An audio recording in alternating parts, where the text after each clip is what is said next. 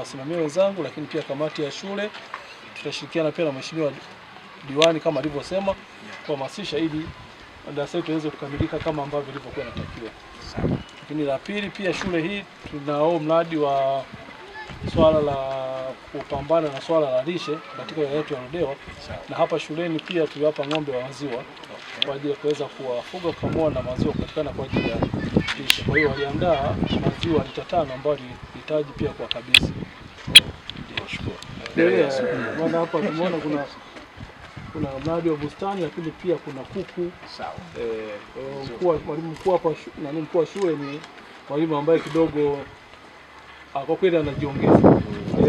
Mwalimu Komba tunampongeza, na hata mara nyingi nilikuwa nakuja hapa anasema, na hapa narudia tena mbele ya ugeni huu kwamba mkuu wetu wa shule kwa kweli anafanya vizuri, na kama watumishi wetu wanafanya vizuri ni vyema kwa knowledge kile ambacho anakifanya. Kwa hiyo tumpongeze. Yuko hapa, yupo kwenye michezo Mbeya, lakini naamini salamu hizi zitamfikia. Nane mpeleka kwenye maonyesho akaone ufugaji wa ng'ombe huko.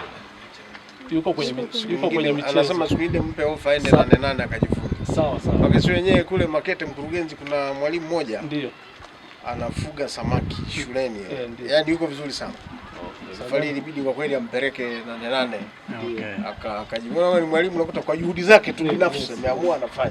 Kwa hiyo tunataka watu namna hiyo, na tuna appreciate shughuli yao.